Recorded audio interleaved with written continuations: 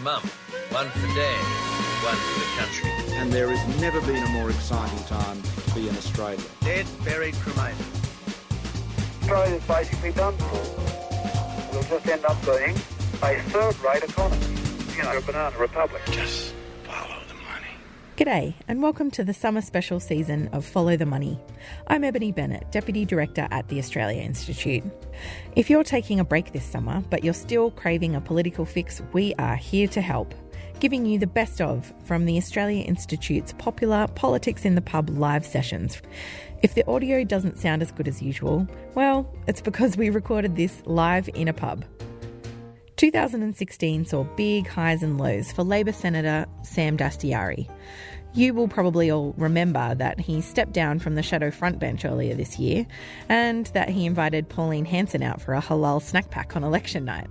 But in what was our very first Politics in the Pub for 2016, Sam Dastyari spoke to our Executive Director Ben Oakwest about an issue close to his heart, his campaign against tax avoidance by multinational corporations and the power of the banks in Australia, asking who really runs this country. It's my great pleasure to introduce Sam Dastyari, who, if you're here, needs no introduction. I looked up his biography today, thanks to Anna, and saw he was born in 1983. And I had to take a big breath, and I remembered in 1983, I was a member of the Labor Party. I was at high school trying to run a campaign to get Bob Hawke elected, and here is Sam now already having such a huge impact on politics. He's a legend of the New South Wales right, but today, maybe kind of counterintuitively, for a leading member of the New South Wales right, he's speaking on the topic of who really runs Australia. Sam's a good friend of the Institute. He's a big player in the Senate, as you've seen, and it's my great pleasure to introduce Sam and thank him for coming to speak about who really runs Australia. Thanks, Sam. Thank you, Ben, for that very kind introduction. So can everyone up the back hear me? Yep. I did that once at a country pub, and the person at the back said, I can, but I'm happy to swap with someone who can't.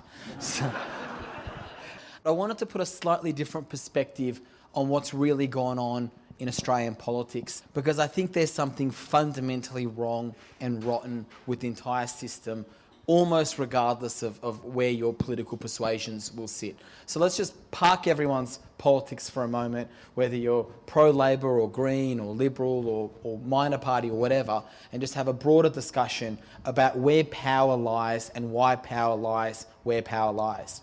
And I have to say, yes, I'm reasonably a younger member of Parliament. I was the General Secretary of the New South Wales branch of the Labor Party before I came into Parliament.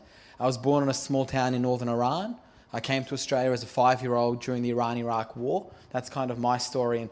But I have to say, the thing that shocked me by coming to Canberra in the past 2 years is really about this fundamental question of who runs the country and where power actually rests.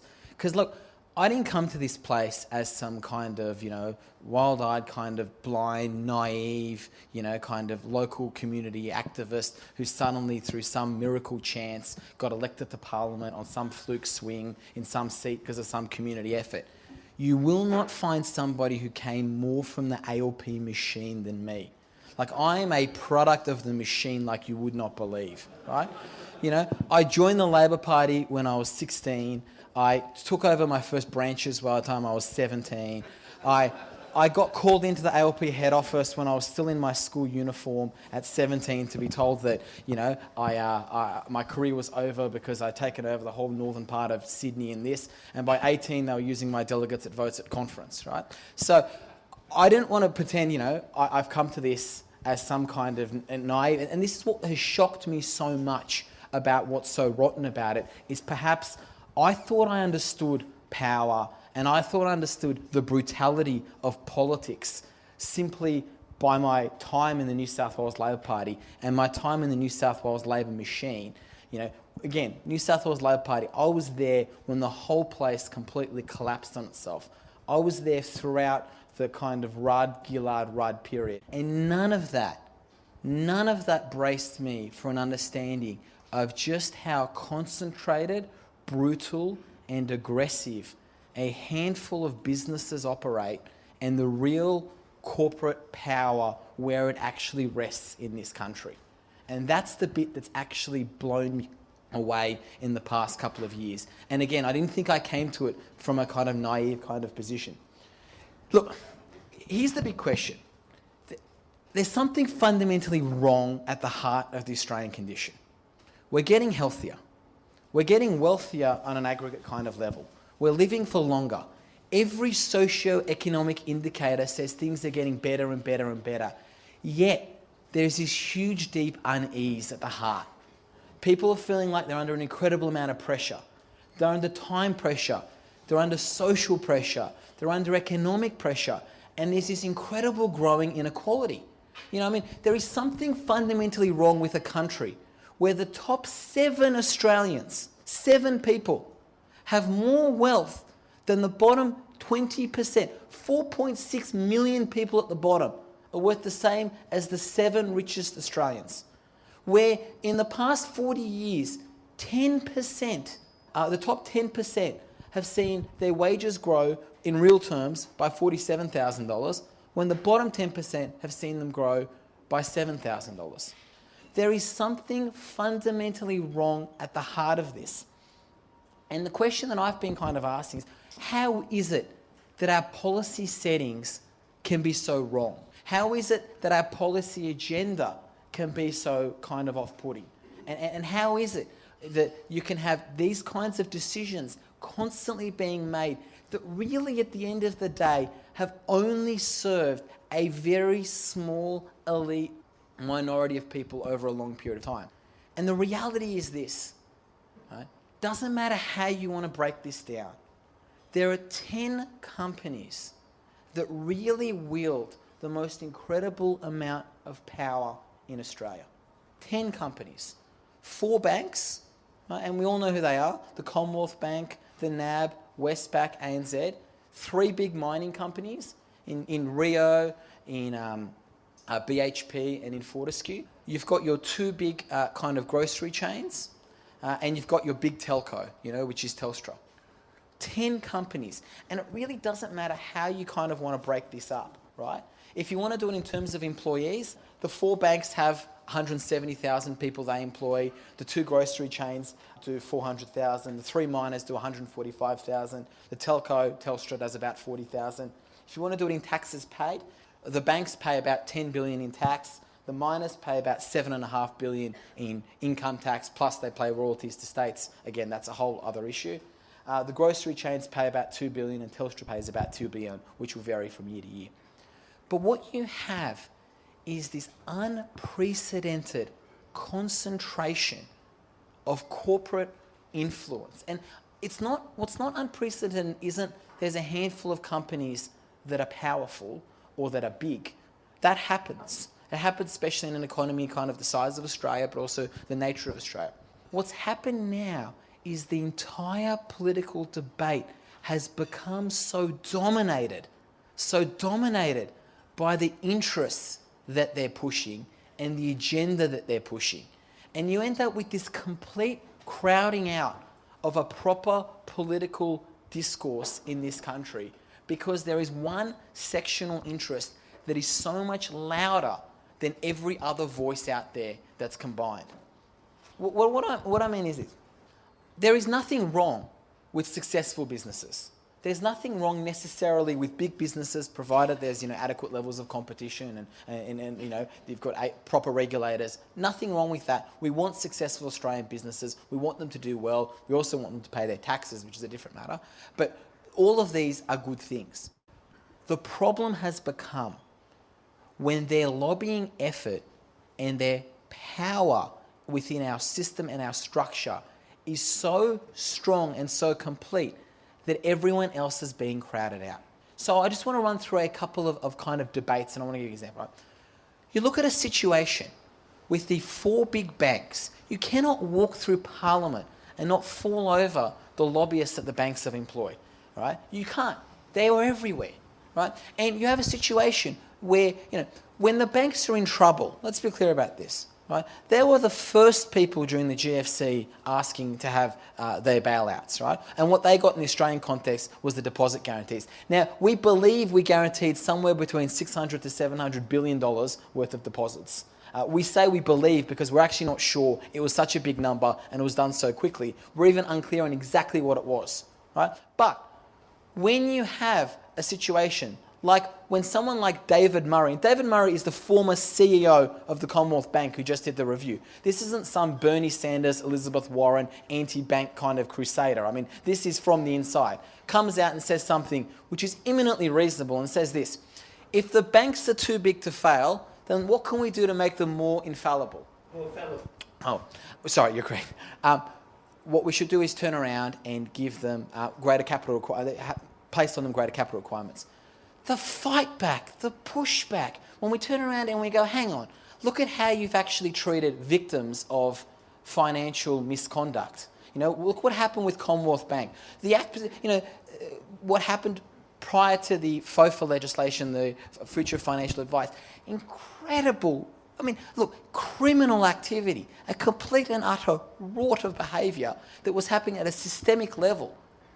Yet the fight, the push, the argument, the pushback that comes back from that ends up dominating the debate. When you end up with a reasonable proposition that comes on miners, which says this: if you're going to be making an obscene amount of profit by ripping our resources out of the ground, you should, by taking the risk and doing that activity in a safe and reliable way, you should be entitled to make profit as a business. No one's, we're not opposing that as principle. But if you're making obscene amounts of money by doing this, and considering these are national resources, perhaps some of that money should be redirected towards things like the low-income super scheme, so the lowest paid Australians actually have a bit more to retire on. A little bit of that money should actually be redirected towards a school kids bonus, because families are doing it tough enough. And even some of that money should be redirected towards some tax breaks for some smaller businesses, because, hey, how about we let some of the smaller businesses grow into bigger businesses as well?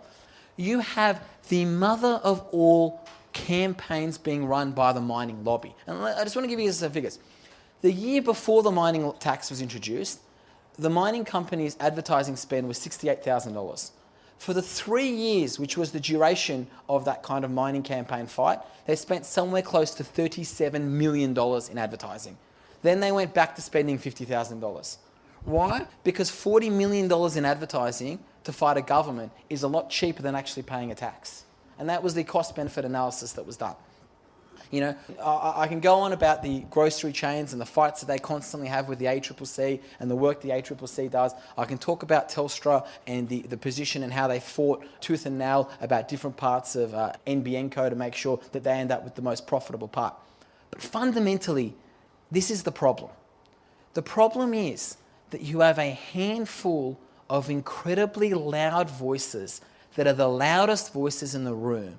And what they've done over the past 20, 25 years is make sure that nobody else is really being heard. So when we talk about things like education funding, when we talk about things like the money that's been torn out of health, what we don't have is an ability to actually have the voices that we need heard being heard in these debates.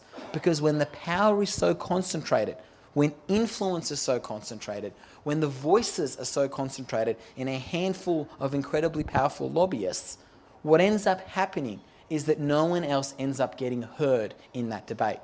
Now, there are instances where there's a fight back, and there are instances where it works. On the issue of the future of kind of financial advice and victims of financial crime, it took an enormous campaign which involved choice, which involved Council of the Aging, which involved kind of national seniors, which involved a whole series of victims groups. People like Ben and others and the Australian Institute were involved in all this, bringing together a coalition of interests to actually be able to effectively fight the Financial Services Council and the Australian Banking Association to make a couple of banks pay up for what was clearly breaches of their own responsibility. And unfortunately, when money isn't involved, it's even harder. And so what makes groups like the Australian Institute so important is making sure there are other voices. What makes this organisation so important is making sure there is other debates and other parts of the debate.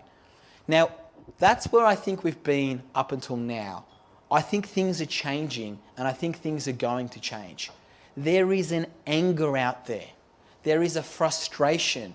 You know, you can call it what you will, but people are pissed off. They're sick and tired of it. They're angry about what they've seen happen. And we've seen this really as a trend internationally, and I think it's a trend that we're going to increasingly see in Australia.